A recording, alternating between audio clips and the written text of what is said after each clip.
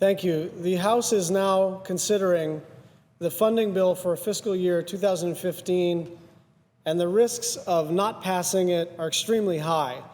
But tucked into this must-pass bill is yet another attempt by Republicans in the House of Representatives to gut Dodd-Frank. What's really scary about this is that this is just the beginning. We can expect much more of this in the 114th Congress.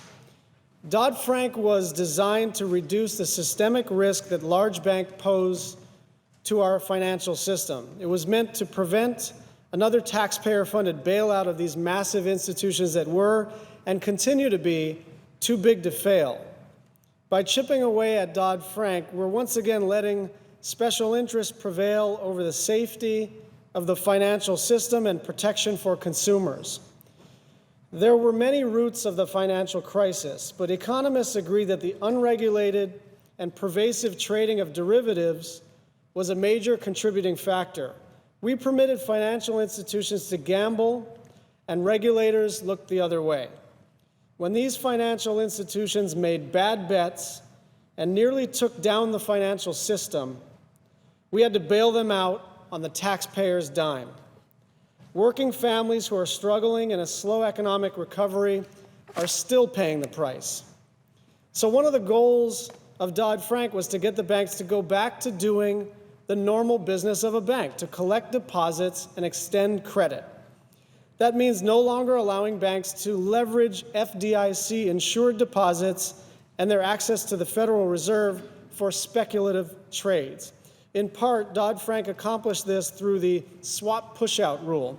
The swap pushout rule, which is Section 716 of Dodd-Frank, makes federally insured institutions move their swap trades into a separate, uninsured entity that does not have access to Federal Reserve, discount window, or other Fed assistance. These trades are incredibly complex and risky, and there's no public policy justification for the government to effectively subsidize them. Before we even passed Section 716, the biggest financial institutions were able to water it down. They won an exemption for swaps for, quote, hedging purposes, which could be interpreted to mean a wide range of activities. But that was not enough. Now they want to do away with Section 716 by making the exemption so broad that the rule becomes meaningless. Let's be very clear.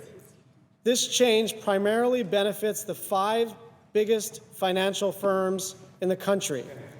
They account for well over 90% of swap transactions. These activities net them over $4 billion in profits. Before the crisis, swaps brought in over $7 billion. One of these firms actually wrote the language in the House bill.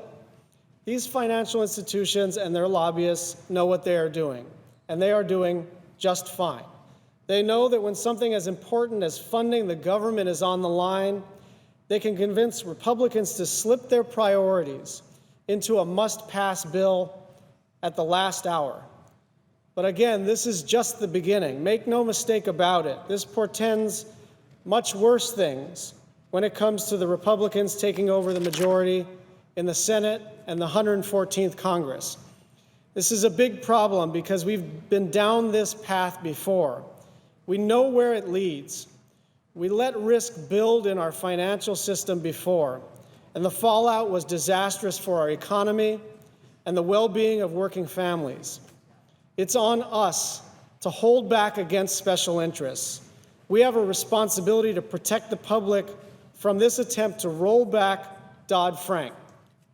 We can't take our eye off the ball. We have to continue to guard against systemic risk in our financial system. And we have to put a stop to the practice of holding the government hostage over the pet issues of special interest groups.